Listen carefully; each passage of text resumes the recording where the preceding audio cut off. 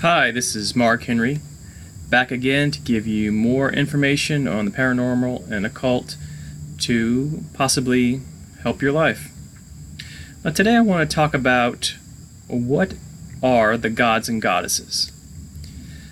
Now, I want to start by talking about polytheism, which is the belief in many gods and goddesses. That has been around since the beginning of religion and spirituality. You find it in Hinduism today, you find it in Voodoo, you find it in Wicca. It's always been around. Even if you look at the Bible, especially the Old Testament and Genesis, you'll find some interesting passages, and I'll kind of read one or two just to kind of let you know. I don't know them word for word, but I knew where to find them. There was a part where in the beginning God was saying, let us make man in our own image after our own likeness, and let them have dominion over the fish of the sea and birds of the air. So let us make man in our image, almost like he's referring to a plural. After that, and that was the part where Adam and Eve ate from the forbidden fruit. He says, see, the man has become like one of us, knowing what is good and bad. In other words, gaining the knowledge of God, being able to distinguish good and bad rather than just being in a one ever-present ignorance of knowing bliss and paradise. And the third one that comes to mind is the one that says, thou shalt not have no other gods before me. So if to say thou shalt not have any other gods before me indicates there are other gods, and that you should keep Yahweh first. And it just got me thinking a lot about religion in general, because if you look at the Old Testament, and the way that Yahweh acts, sometimes being vengeful, sometimes toying with people. In the book of Job, you'll find that it has more of the human characteristics, and sometimes not always the virtues of the human characteristics. Sometimes you'll find some of the deities and spirits of Loa and Voodoo having some of the same sort of tendencies. And I think it's because it was more like of a religion of tribes. Back then, a tribal religion. But, you get into the New Testament and things occur in a different light. Are talked about differently. But anyway, I didn't want to get too far off into that. That's for another video. Anyway, there are three different, theories about the gods and goddesses, about what they are. The first one is that the gods and goddesses were discovered and not created. They're objective, external beings that want us to develop a relationship with them, and we in turn try to develop a relationship with them. So this is very much the cut and dry main belief that human beings have. Now the second theory is the concept of egregores. And also, if you remember in Genesis again, the whole idea about the golden calf. Moses was up into the mountain. He came down because he heard that his followers were worshiping a golden calf. So what they did was they decided to create, their own sort of deity. Okay, we'll be a calf, and what we'll do is we'll take all of our gold jewelry and we'll melt it down and create a calf, and begin to party and worship it. So this made me think of what an egregore is. So an egregore is basically when a group of people, either intentionally or unintentionally, create a thought form, which contains kind of the vital energy of themselves in order to create an actual being. Now that sounds pretty unusual, but for the magicians, it isn't very unusual at all. They didn't actually create the egregore, I suspect, with the calf. Maybe they didn't get that far, because I think when Moses came down, he got really pissed, and if I remember, I think they were all killed, if I'm not mistaken. But in any case, so the egregore is created by a group of people, And what it does is once it gets developed through other people's thoughts and attention, it actually develops kind of a life of its own. It develops self-awareness, it develops intelligence, ability to communicate, and human beings, through their attention, through their speaking about it, through petitioning it, extract energy and put energy within it. And over time, when you have more and more people doing it, interacting with it, it becomes more and more powerful. There was a book that I read recently, I think it was called the Urban Primitive, that's it, which talks about different egregores that people have created in the city for like finding parking spots. So they says in the book that if you call this particular egregore's name, connect with it, request a parking spot, then you're more than likely going to find one really quick. So I thought that was pretty interesting. But anyway, that's what an egregore is. So how that connects to the gods and goddesses is that if you have people who at one point they needed to explain, you'll find this in theories of mythology, people in the beginning needed a way to explain floods, lightning, very natural things that they had to deal with on a daily basis. So what mythologists said is that in order to explain that, they created these stories.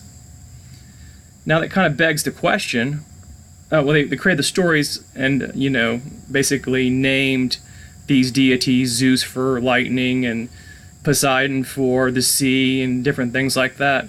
Now it kind of begs the question, okay, did somehow these deities inspire them and implant these thoughts in their head of what their names are and what their powers are and what things that they are associated with, or did they make it up? So it doesn't really, there is no clear question on that. But however, let's say for the sake of argument that it is just an egregore that these people created. They gave it a name. It was associated with the sea, for example, Poseidon. And over time, people believed it, kept feeding it, nourishing it, made offerings to it, and were able to get some blessings from it. So the thing about egregores is they have enough power that if you petition it, if you call upon it, it can actually interact with our world and make things happen magically. So that's interesting. Okay, so the third, before I get off track, is basically that deities are psychological constructs.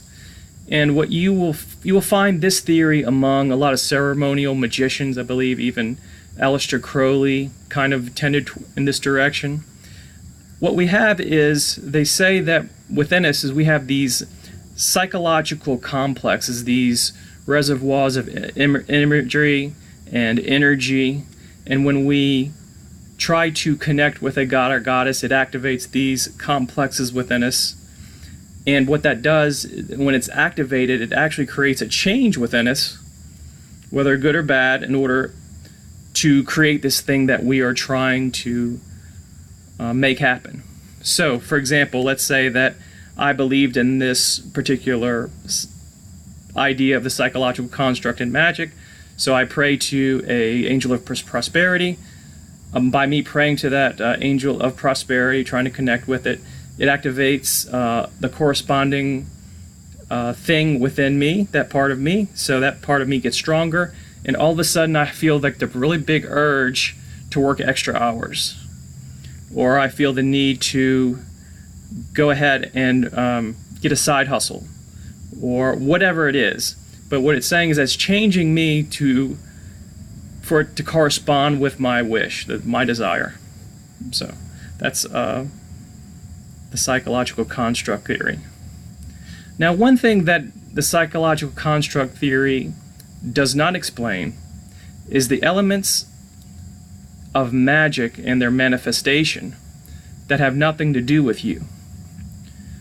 For example, let's say that I do a working for money magic, and then all of a sudden, 3 weeks after doing the working, a friend of mine that I haven't seen in 10 years or talked to calls me up wants to reconnect, have coffee. And by the way, he says, I want to pay you that $100 that I owe you from college. Now, the psychological construct theory makes a lot of sense until it has something to do with something unusual which has nothing to do with you.